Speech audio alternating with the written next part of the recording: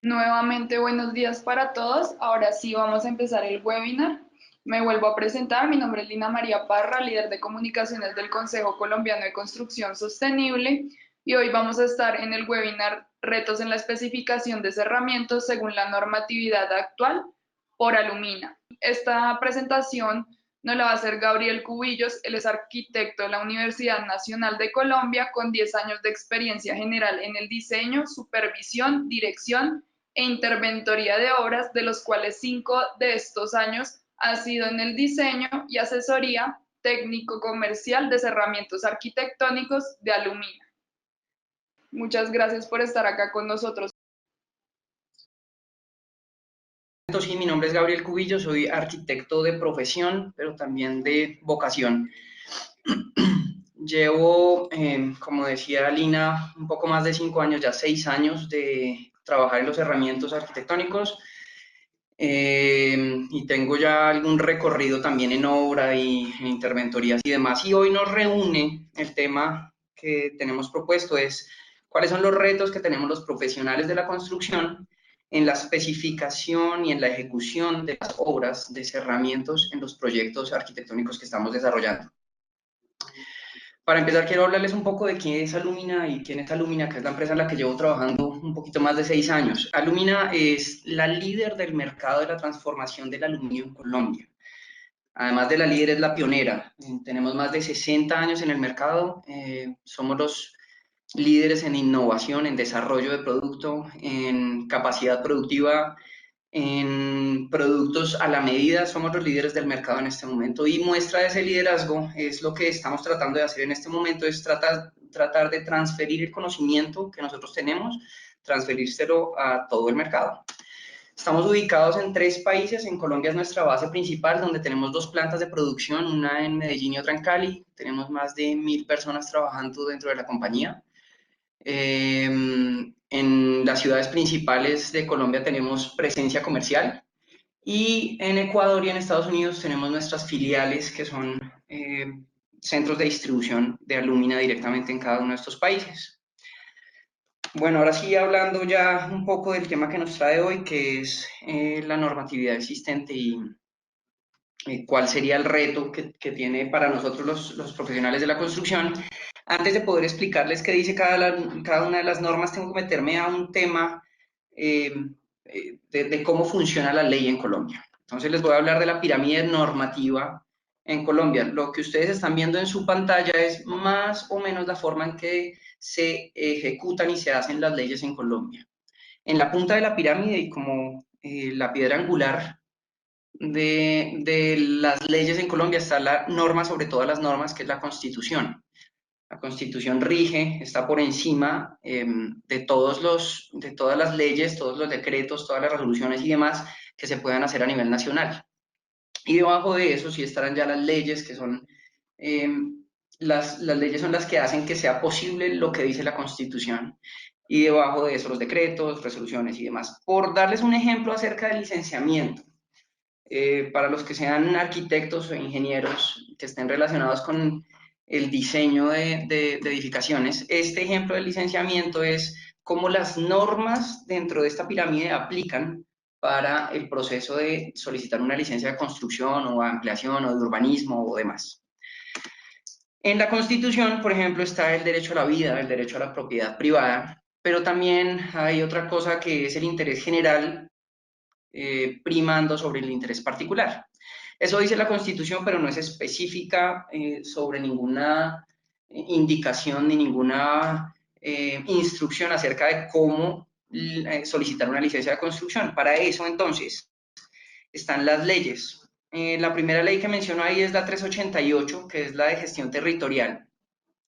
Esta ley es del 97 y es la que le da la facultad a los entes territoriales, a las alcaldías, a las gobernaciones, a que ejerzan la gestión del territorio, es decir, que ellos puedan sacar, por ejemplo, POTs o planes de ordenamiento territorial o planes de ordenamiento sectorial, dependiendo de la ciudad en la que estemos hablando.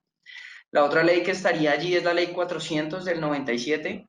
Yo creo que esta es una de las leyes que más debemos utilizar y más conocemos, que es la que instaura un código de construcción sismo resistente y en la que está basada, digamos que es la que viene a ser la punta de lanza de la norma sismo resistente del 2010, que es la que tenemos vigente en este momento. Luego, la más reciente de estas leyes es la 1796 del 2016, que es conocida como la Ley de Vivienda Segura, que se desarrolló 3 años después de la catástrofe que sufrimos en Medellín con el edificio Space, pues con el problema que hubo estructural en esa edificación. Se desarrolló esta ley, digamos, volviéndose un poco más estricta la forma en que se debían recibir las edificaciones en Colombia. Ahora, en ese mismo orden de ideas, estaría, debajo de las leyes estarían los decretos, que son los que menciono a continuación. El decreto 388, el decreto 1400, que es el Código Colombiano de la Construcción Sismo Resistente del 84. Esto, aunque es muy antiguo, todavía tiene algunos apartados que están vigentes hoy, es decir, que todavía se deben revisar. A quienes hacen cálculos estructurales saben que hay muchos de las observaciones que es de lo que se presenta en la curaduría que uno debe remitirse a este decreto. Otro decreto es el 0019, que es el decreto antitrámites, que eso le afecta a todos los trámites que nosotros realizamos ante entes públicos. Está el decreto 1080, que son las disposiciones de patrimonio y cultura, que en este caso, para este caso específico, digamos, sería todo lo que tenga que ver con el desarrollo de los proyectos en bienes de interés cultural y demás. Está el decreto 1203, que son algunas modificaciones respecto a cómo se solicita una licencia y cómo se tramita la licencia de construcción. Está el decreto 945, que son algunas modificaciones que se le han hecho a la NSR 10 precisamente. Bueno, continuando con esto estarían las resoluciones, está la 462 y la 463, que son resoluciones orientadas. En la 462 habla acerca de los documentos con los que se debe acompañar cada una de las solicitudes de las licencias de construcción. Y la 463 habla del formato único de solicitud de licencia, digamos que eso aplica a nivel nacional.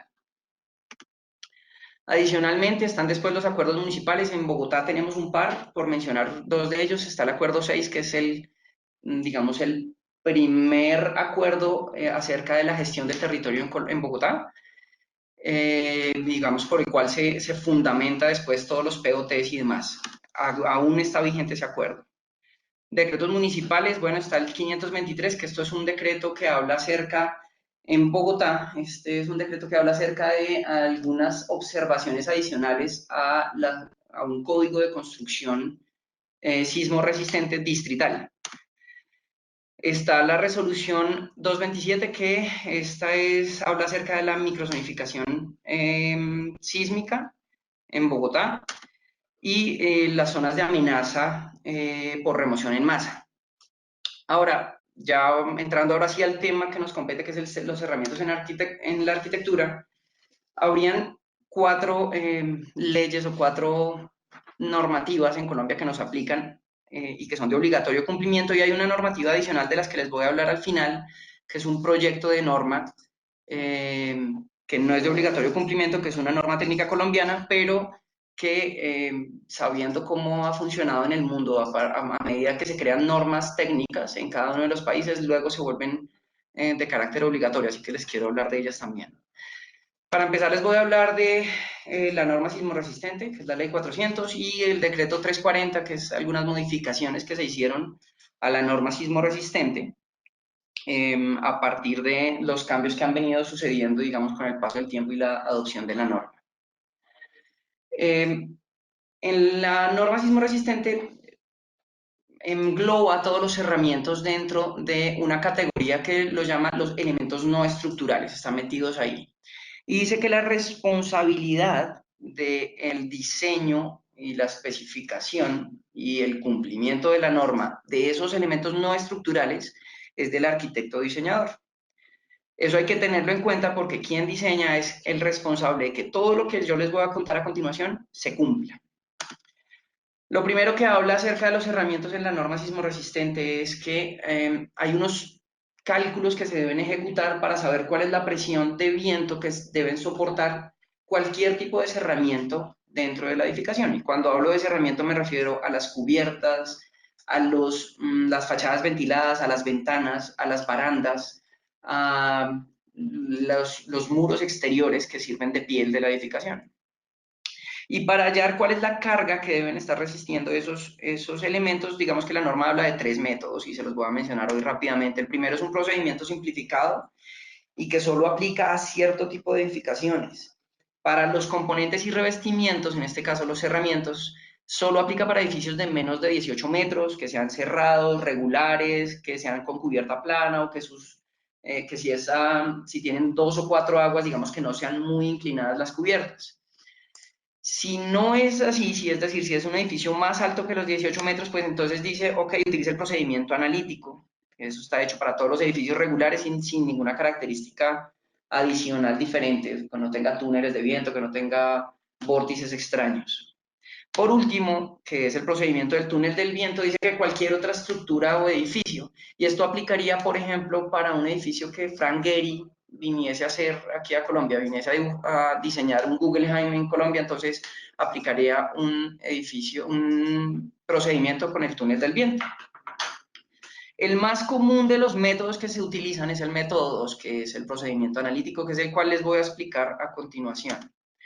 Ese procedimiento analítico está dividido en dos grandes partes. El primero es hallar cuál es la presión del viento, dependiendo de varios factores que vamos a ver a continuación, y luego cómo esa presión del viento se debe convertir en una solicitud o un requerimiento a los elementos del revestimiento, a los elementos de la envolvente del edificio. Son dos fórmulas que se deben llenar, pero la una depende de la otra. Sin la primera no puedo diligenciar la segunda, así que deben diligenciarse ambas. Ahora les voy a tratar de masticar un poco cómo funcionan estas fórmulas, explicándoles cada uno de los coeficientes que están dentro de la fórmula. En su pantalla, en la parte inferior izquierda, aparece la fórmula y vamos a ir viendo cada uno de esos coeficientes qué significan en términos generales. El primero que vamos a ver es el coeficiente de exposición de presión por velocidad. Eso, en otros términos, es qué rugosidad tengo alrededor del edificio que estoy diseñando o construyendo. Lo divide en 3 tipos, una rugosidad alta, es decir, cuando hay muchos edificios a mi alrededor que pueden menguar la velocidad y la presión que se hace por el viento. Otra que es cuando hay algunos edificios y están sueltos, separados entre ellos. Y por último, cuando no hay nada, es decir, cuando estoy frente al mar o cuando estoy en un valle, digamos que no tengo árboles o edificaciones alrededor. Y esto me da el tipo de exposición que debo tener dependiendo de dónde lo estoy construyendo. Para eso, ya, digamos, con esta información ya podría hallar el primer coeficiente de la fórmula. El segundo coeficiente de la fórmula son los efectos topográficos. Y esto, en palabras sencillas, es que cuando construyo en una montaña, entre más alto estoy de la montaña, pues más velocidad del viento voy a tener, y eso quiere decir que también voy a tener más presión del viento. El siguiente factor es el factor de la dirección del viento. Aunque en Colombia ya tenemos algunos estudios, sobre todo en las principales ciudades, tenemos estudios de cuál es la dirección del viento, la norma lo que dice es que es dependiendo del tipo de estructura que se debe utilizar un factor de direccionalidad. Para todos los componentes y recubrimientos, incluyendo las cubiertas, las fachadas ventiladas, las fachadas exteriores, las puertas, las ventanas, las barandas y demás, dice que el factor de direccionalidad del viento es 0.85 en esta tabla. Ya tenemos entonces hasta aquí desarrollada la fórmula. Ahora vamos a ver el siguiente factor, que es la velocidad del viento. La norma también tiene este mapa, que es un mapa eólico, en el que clasifica, dependiendo de la ubicación en el país, 5 grandes zonas de presión del viento, de velocidad del viento, perdón. La zona amarilla, en donde estarían Cúcuta y Bucaramanga, dice que es la zona de menor velocidad del viento, donde hay solo 22 metros sobre segundo, que esa es la velocidad del viento, o 75 kilómetros por hora. La zona 2, que es, por ejemplo, donde está Bogotá, dice que son 28 metros sobre segundo o 100 kilómetros por hora. La zona 3, que es donde estaría Cali, por ejemplo, dice que son 35 metros sobre segundo o 125 kilómetros por hora. La zona 4, que es donde estaría Medellín, donde estaría Villavicencio, y Riohacha, dice que son 42 metros sobre segundo o 150 kilómetros por hora. Y por último, las zonas de mayor velocidad del viento son la costa norte, Barranquilla, Santa Marta, Cartagena, San Andrés y Providencia, que son 46 metros sobre segundo o 165 kilómetros por hora. El valor que se utiliza en este caso, digamos que esta fue la modificación que se hizo por el decreto 0390 que les mencionaba, es que incluyó esta columna adicional para que se utilizaran estas velocidades últimas dentro de la fórmula del cálculo de la velocidad del viento. Entonces ya tenemos la fórmula desarrollada hasta acá. El último de los factores que se tiene en cuenta en el momento de hacer el procedimiento analítico es el factor de importancia, y la importancia está dada por el uso de la edificación. Hay 4 grupos de uso.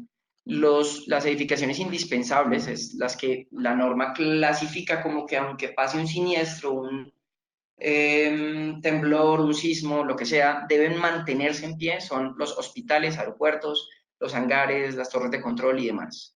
Y esto por eso tiene un coeficiente de seguridad en la velocidad del viento y en la presión del viento. Adicional está el grupo 3, que son las edificaciones de servicio a la comunidad, y esto es importante porque muchas veces cuando diseñamos no tenemos en cuenta que cuando diseñamos, por ejemplo, escuelas, colegios, guarderías, universidades, pues el grupo de importancia es el grupo 3, es decir, eso también tiene un factor de seguridad bastante alto. Luego está el grupo 2, que son estructuras de ocupación especial, que básicamente son estructuras en las que tengan más de 200 personas, que se puedan albergar más de 200 personas o que sean centros comerciales de más de 500 metros cuadrados, y todos los edificios gubernamentales entran también en ese grupo 2. Y en el grupo 1 estarían las estructuras de ocupación normal, que básicamente quedan ahí comercio en escala local y vivienda. Digamos que esos serían los únicos que quedarían dentro de esta ocupación normal. Ahora ya tenemos desarrollada toda la fórmula, ya podemos hablar de que podríamos saber cuál es la presión del viento, pero recuerden que son 2 fórmulas, entonces tenemos ahora que ir y desarrollar cuál es el requerimiento o la exigencia que deben tener los elementos con los que yo envuelvo la edificación. Para eso la norma dice, ok, hay que desarrollar una fórmula y tener un coeficiente externo de presión y de succión y un coeficiente interno también de presión y de succión para cada una de las zonas de la edificación. Y la norma divide en 5 zonas la piel del edificio. Este que ustedes ven en la mano izquierda es un gráfico en planta de la cubierta, en el que la norma dice que hay 5 zonas. La primera, que estaría en el centro de la cubierta, es la zona 1. Luego, en los laterales de la edificación serían las zonas 2. Y por último, en todas las esquinas estarían las zonas 3. El siguiente gráfico que ustedes ven es una fachada, digámoslo así, de la edificación. Y ahí hay 2 zonas más. Está la zona 4, que sería el centro de la fachada, y la zona 5, que serían las esquinas en la fachada. ¿Por qué es importante esto? Porque como reacción al viento se crean vórtices y generan estos vórtices generan succiones y presiones adicionales en las esquinas de la edificación. En este caso, en la esquina, en la zona 5, es donde más succión y presión se podría estar desarrollando. Entonces se deben buscar la presión y la succión dependiendo de dónde está el elemento que usted está instalando, ya sea una fachada ventilada, una puerta, una ventana, una baranda, un edificio de cerramiento, un muro de cerramiento o demás. Ahora, ¿cómo afectan estas cargas que acabamos de calcular a un elemento de cerramiento? En este caso puse uno de los elementos de cerramiento más comunes en las edificaciones, que es una puerta corrediza. Lo que hice fue dibujarla, aquí está en alzado y aquí está en la planta. Si ustedes se dan cuenta, según lo que dice la norma, se trazaron líneas a 45 grados a partir de todos los vértices y se unieron esas líneas para crear unas zonas de influencia de la presión del viento sobre los elementos estructurales de la ventana, que en este caso es una puerta-ventana hecha en aluminio y vidrio. En este caso, las áreas o los elementos que mayor carga de presión del viento reciben son el elemento central, que está compuesto de dos perfiles aquí, que recibe toda el área que está en azul oscuro del gráfico. Eso quiere decir que ese elemento es el principal que se debe tener en cuenta en el momento de especificar. Usted debería decir en el momento de especificar sus herramientas cuál es la carga, a partir del cálculo que se hizo antes, cuál es la carga que deberían resistir esos elementos. Pero eso solamente referido al elemento estructural de la ventana, que sería el aluminio. Respecto al vidrio, hay dos requerimientos importantes. Hay un requerimiento de diseño que sería, ok, que resista la presión del viento, que resista los efectos sísmicos, los esfuerzos térmicos, es decir, que no se rompa cuando haya cambios de temperatura, pero que también resista su propio peso, la lluvia, el granizo y digamos que todas las cargas que están en el título B. Normalmente este requisito de diseño no es el más exigente. El más exigente es el requisito de seguridad. En este requisito de seguridad determinan, dependiendo de la zona en donde se esté utilizando o la localización del vidrio, hace algunos requerimientos acerca de qué tan probable es que se rompa o qué tan probable es que le haga daño a alguien cuando se rompa. En ese orden de ideas aparece este gráfico que los clasifica en 4 grupos importantes. Los grupos que menciona la norma como de no riesgo o que no se considera riesgo, que es toda el área que está sin color dentro de la gráfica, que es todo lo que está por encima de los 2 metros. Considera un bajo riesgo, que es lo que está entre 50 centímetros y 2 metros, que es todo lo que está en la zona amarilla. Luego una zona naranja, que es de mediano riesgo, que es todo lo que esté por debajo de 50 centímetros. Cualquier ventana que usted tenga por debajo de 50 centímetros sería como mediano riesgo. Y como alto riesgo considera todo lo que se mueva, es decir, las puertas corredizas, las puertas batientes y los paneles que están alrededor, porque es más posible que se rompan todos esos paneles que están ahí. Teniendo esto, la norma tiene unas tablas y esas tablas se aplican dependiendo del tamaño del vidrio, se aplica el espesor que usted debería especificar y ya con esta información usted podría tener la especificación completa de qué resistencia a la presión del viento deben tener los herramientas que usted está poniendo o la envolvente del edificio y también si los herramientas tienen vidrio, qué espesor de vidrio debería tener estos mismos herramientas. Ahora, Alumina ha desarrollado algunas herramientas que nosotros hemos puesto como parte de nuestra transferencia de conocimiento. Para eso les voy a mostrar un poco cómo funciona una herramienta que nosotros desarrollamos y es la calculadora de presiones. Para quienes quieran esta herramienta, ahora que se las explique, les voy a pedir un favor y es que en el chat del grupo, por favor, me manden su correo electrónico. A vuelta de correo les voy a mandar el vínculo de este micrositio, que es una página de la Lumina, para que ustedes puedan utilizarla y hacer un cálculo rápido de cuáles son las presiones que tienen en su edificación. Así que a través del chat usted puede empezar a copiarnos, por favor, sus correos electrónicos y de vuelta de correo le vamos a enviar el vínculo para que pueda utilizar esta herramienta. Les voy a mostrar cómo funciona la calculadora de presiones. Le hace preguntas simples. ¿Qué ciudad está usted buscando la presión? Yo voy a poner aquí como ejemplo Barranquilla. ¿Cuáles son las medidas de su edificación? Voy a poner que es tiene de fachada principal 30 metros y de altura 50 y de profundidad de la edificación tiene 40 metros. Perdón, 40. Luego me dice qué tipo de uso tiene la edificación. Yo voy a suponer que es un edificio de vivienda. Además que estoy construyendo en el centro de la ciudad, que hay una rugosidad alta, que es un edificio cerrado, es decir, que no tiene horadaciones o perforaciones, digamos, la edificación, sino es un edificio cerrado. Y aquí le hace algunas preguntas acerca de la topografía del terreno. Voy a poner que no tiene ninguna topografía rara, sino que es un terreno plano. Luego les va a pedir algunos datos generales. Voy a poner aquí algunos datos simplemente para darles el ejemplo. Y de luego que usted le da a calcular, él le muestra un resultado en cada una de las fachadas. La fachada principal, que es la que usted da de primeras el tamaño, y la fachada secundaria, y en cada una de las zonas de la edificación. Por ejemplo, me dice que en la zona 1 y en la zona 3 de la edificación tengo 143 kilogramos fuerza por metro cuadrado de presión del viento. Es decir, yo debería exigir que todas mis puertas y ventanas que estén en esas zonas cumplan con esta resistencia. Y en las zonas 2, que son el centro de las dos fachadas, dice que solo tengo 98 kilogramos fuerza por metro cuadrado. Estas respuestas podrían ser diferentes todas entre ellas si las medidas de la edificación fuesen más diferentes, según yo puse, digamos que puse medidas muy similares, pero podrían ser presiones muy diferentes. Y bueno, con esta información usted puede ir a un recomendador que, bueno, en el momento no se los voy a mostrar, pero si ustedes reciben el vínculo que nosotros les vamos a enviar por correo electrónico, ustedes pueden utilizarlo y, digamos, buscar un recomendador de producto dependiendo de la presión del viento que usted quiera seleccionar.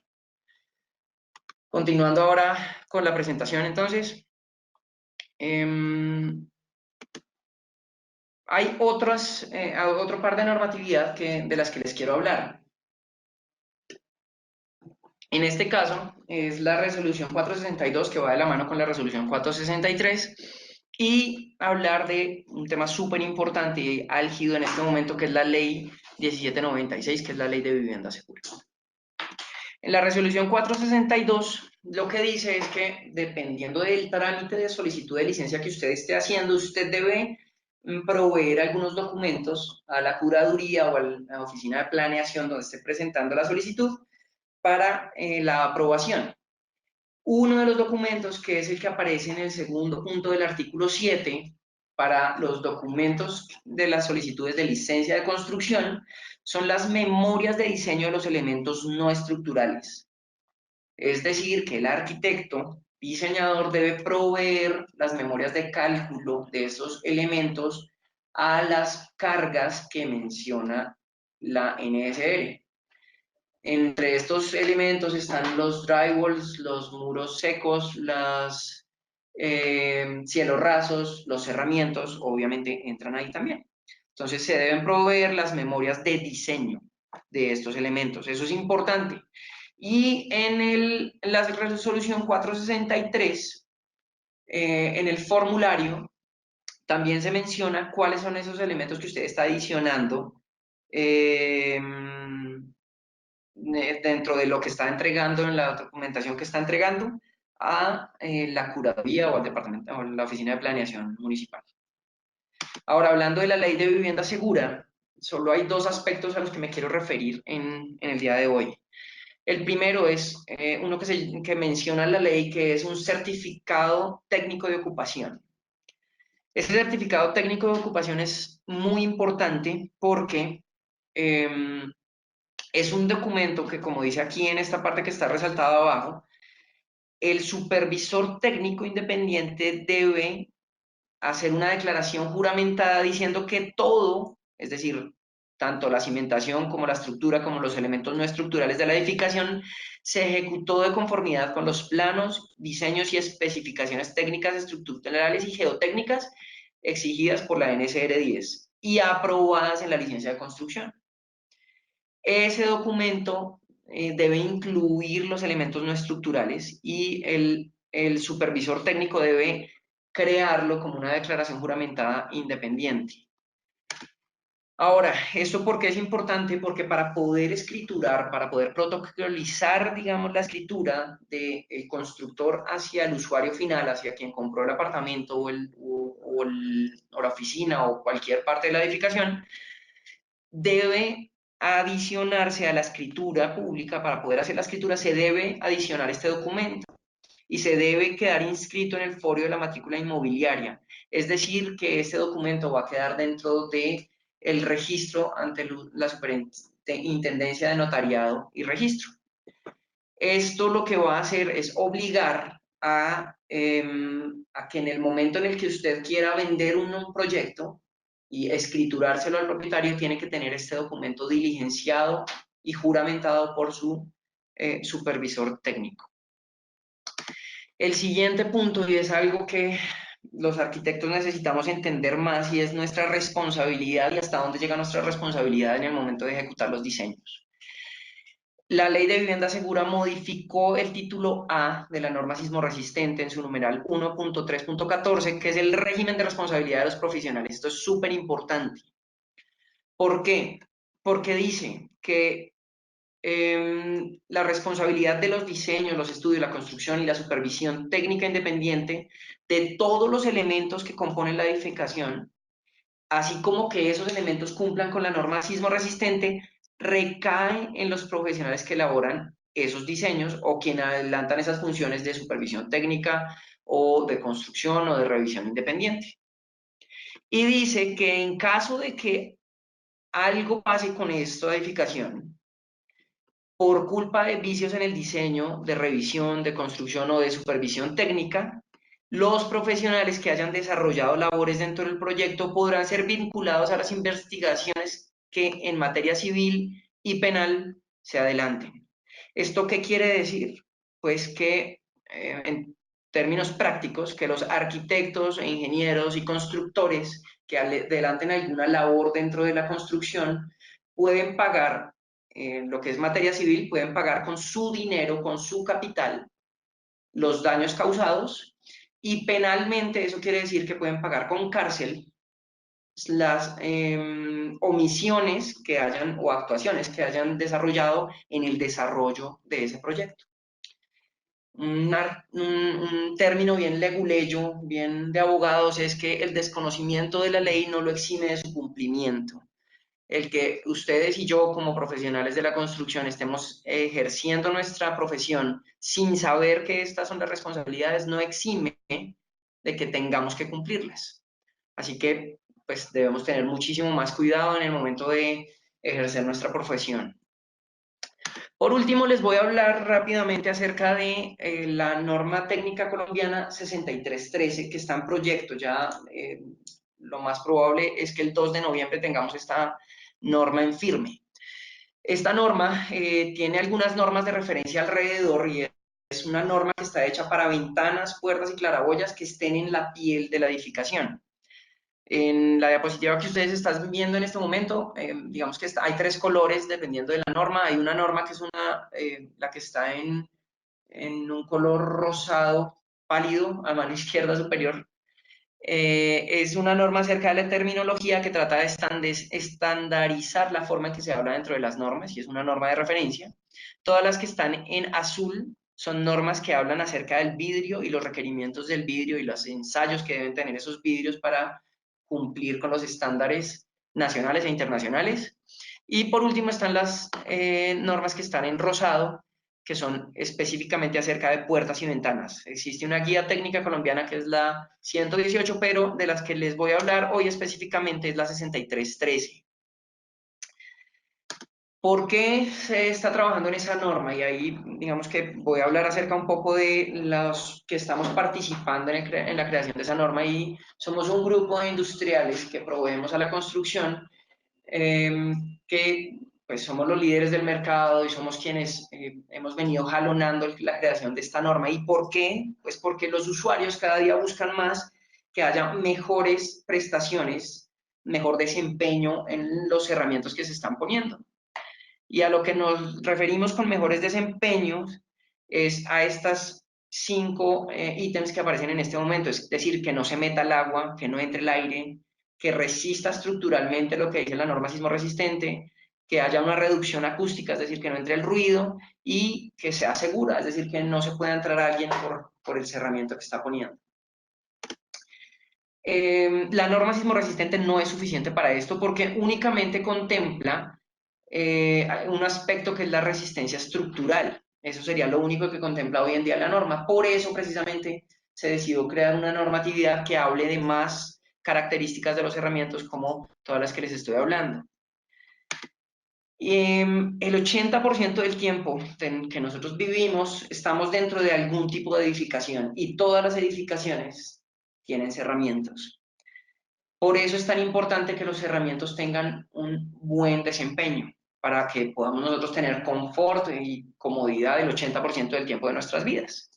Esta norma específicamente habla de 3 puntos importantes o se enfocó en los 3 puntos más importantes que buscan los usuarios, es que no se entre el agua, que no se entre el aire o el polvo y que resista estructuralmente las cargas que debe resistir.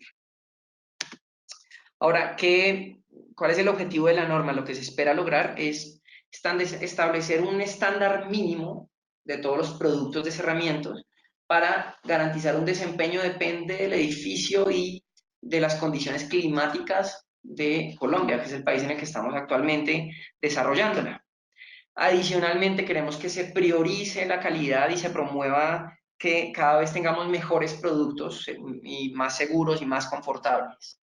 Y la forma en que logra esto la norma es mejorando los estándares de seguridad de los herramientas, tanto de seguridad física como de seguridad, es decir, que no hagan daño a la salud física, como que la seguridad, que no se puedan entrar los ladrones y demás.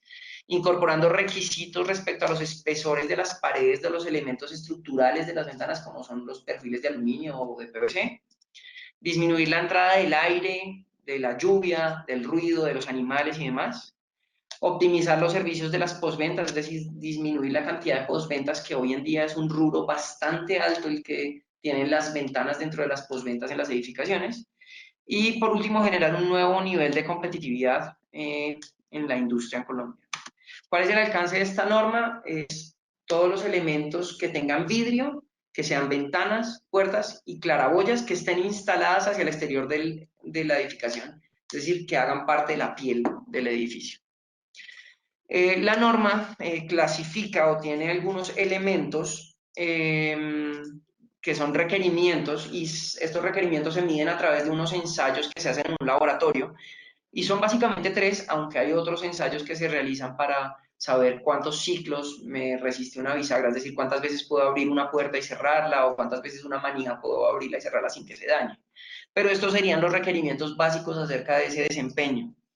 El primero es el ensayo a la filtración del aire, que arranca desde 75 pascales la presión del viento para que no se meta la edificación.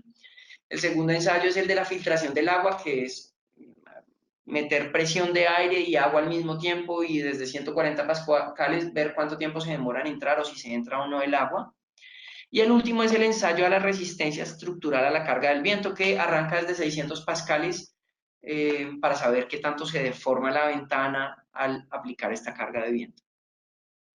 Al aplicar estos ensayos dentro de un cerramiento, ya sea ventana o puerta o una claraboya, lo que vamos a tener es más control sobre lo que se especifica y lo que se construye.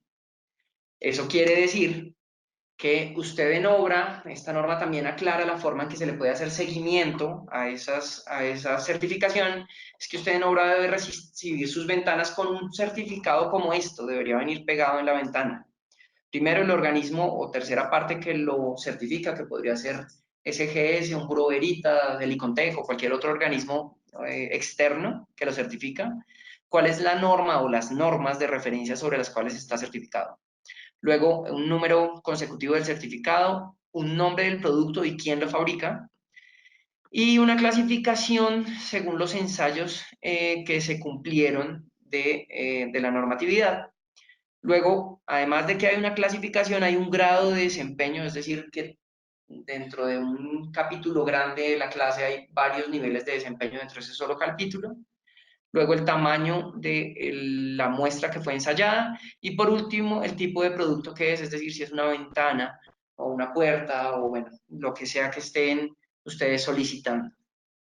Con esto lo que se busca es que se pueda hacer el control a lo que se especifica desde el momento del diseño hasta el momento final en el que se instala en la obra. Toda esta normatividad, Alumina ha venido desarrollándola conjuntamente con los demás participantes del mercado y además también teniendo la referencia a las constructoras y los diseñadores para generarla de la forma más fácil posible de aceptar tanto por los fabricantes como por los constructores y diseñadores.